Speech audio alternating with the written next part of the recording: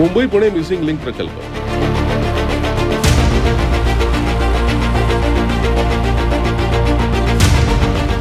दोन महानगरांना जोडणारा नवा मार्ग, पण याची गरज का भासली आणि याला मिसिंग लिंक का म्हणतात? हे मिसिंग लिंक नेमकी कुठून कुठे जाते? यामुळे मुंबई पुणे द्रुतगती महामार्गावर होणारी वाहतूक कोंडी कमी होईल का? असे एक ना अनेक प्रश्न सध्या तुम्हाला पडले असतील. खरं तर या प्रश्नांची जाणीव शिवसेनेचे मुख्य नेते आणि उपमुख्यमंत्री माननीय एकनाथ शिंदे साहेबांना यापूर्वीच झाली होती.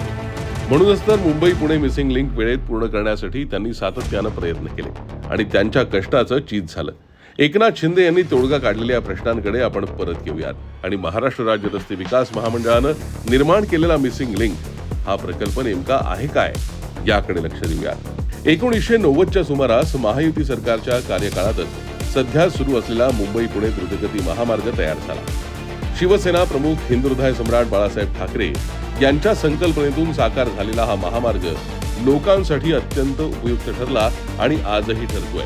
मात्र 2026 मध्ये वाढलेली लोकसंख्या आणि त्या अनुषंगानं वाढलेली वाहन संख्या यामुळे या महामार्गावर वाहतूक कोंडी होऊ लागली. त्यात आडोशी बोगदा ते खंडाळा एक्झिट हा भाग 6 पदरी असला तरी या ठिकाणी 10 पदरी वाहतूक एकत्र येते. त्यातच खंडाळा इथे घाट विभाग असल्यामुळे चढ उतार जास्त आहेत. यामुळे पावसाळ्यात दरडी कोसळण्याचे प्रकारही घडतात. दरडींमुळे बरेचदा मुंबईकडे येणारी एक मार्गिका पावसाळ्यात बंद ठेवावी लागते. यावर उपाय काय?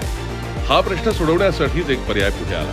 खंडाळा घाट रस्त्याला पर्याय म्हणून मिसिंग लिंक प्रकल्प तयार करण्याचा प्रस्ताव पुढे आला. आता हा प्रस्ताव मंजूर करायला सुद्धा पुढे आलं महायुती सरकारच. त्याप्रमाणे 29 ऑगस्ट 2018 या तारखेला मुंबई पुणे मिसिंग लिंक प्रकल्पाला शासनानं मान्यता दिली. 6,695.37 कोटींच्या खर्चाला मंजुरी मिळाली. या प्रकल्पाचं नाव मिसिंग लिंक का? तर मुख्य मुंबई पुणे द्रुतगती महामार्गावर घाट रस्त्याला पर्यायी मार्ग. अगदीच सोपं करून जाणून घ्यायचं तर मुख्य मार्गावर अस्तित्वात नसलेली मार्गिका म्हणजेच मिसिंग लिंक.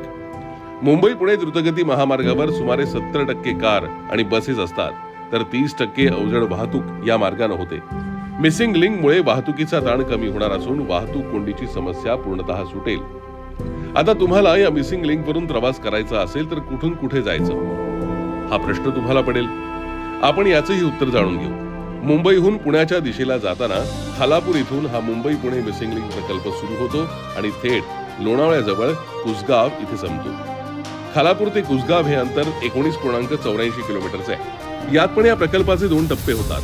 खालापूर ते खोपोली हा 5.86 किलोमीटरचा एक टप्पा, तर खोपोली ते लोणावळ्याजवळील कुसगाव हा 13.3 किलोमीटरचा दुसरा टप्पा. आता तुम्हाला मुंबईहून पुण्याकडे जाताना खालापूरहून या मिसिंग लिंकवर जायचं असेल तर खालापूर एक्झिट जवळून उजवीकडे मिसिंग लिंक जाणारा मार्ग दिसेल.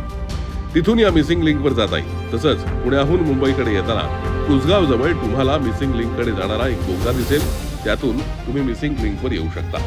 8 पदरी असलेल्या या मिसिंग लिंकवर एकूण 4 मोठे पूल, एक लहान पूल, 2 बोगदे आहेत. यापैकी सध्या सर्वात चर्चेचा विषय असलेला केबल स्टेट ब्रिज हा अभियांत्रिकी कौशल्याचा उत्तम आविष्कार आहे. 650 मीटर लांबीचा हा केबल स्टेट ब्रिज आहे. त्याची उंची ही उरात खिडकी भरवणारी, कारण जमिनीपासून हा केबल स्टेट ब्रिज 180 मीटर उंच आहे. ही उंची तब्बल 50 ते 60 मजली इमारती इतकी आहे. तर या मार्गावरील एक बोगदा हा थेट आशियातील सर्वात लांब बोगदा आहे. हा बोगदा अवघड डोंगराळ भागातून गेला असून त्याची लांबी थेट 8.92 किलोमीटर असून ती 23.50 मीटर रुंद आहे.